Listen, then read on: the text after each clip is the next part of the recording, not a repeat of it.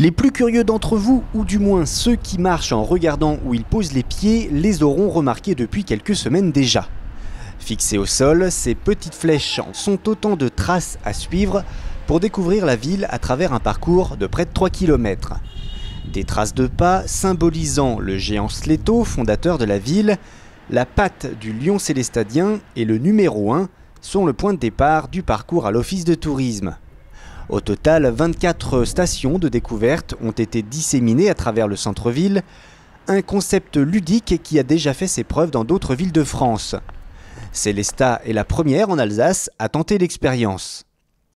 On a voulu faire découvrir différents types de patrimoine de différentes époques. Donc on a les édifices médiévaux avec les églises Sainte-Foy, Saint-Georges.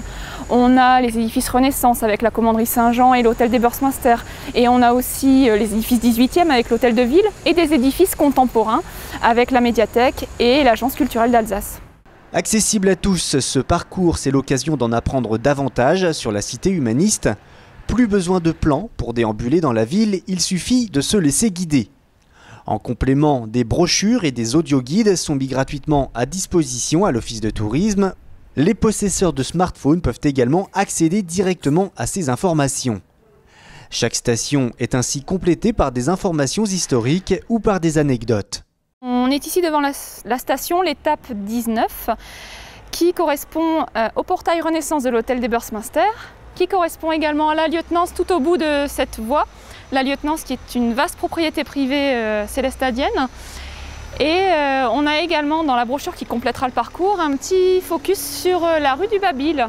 C'est une rue qui porte ce nom depuis le XVIIIe siècle. Babil, ça fait penser au verbe babiller, un peu désuet. Aujourd'hui on dirait plutôt bavarder.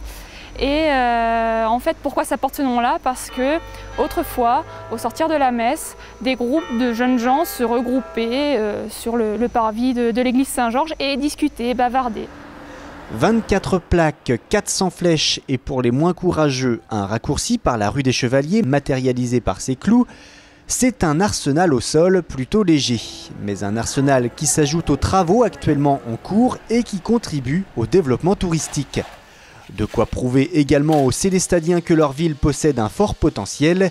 Enfin, pour les collectionneurs et moyennant 30 €, des répliques de ces petites flèches à la patte de lion sont mises en vente à l'office de tourisme.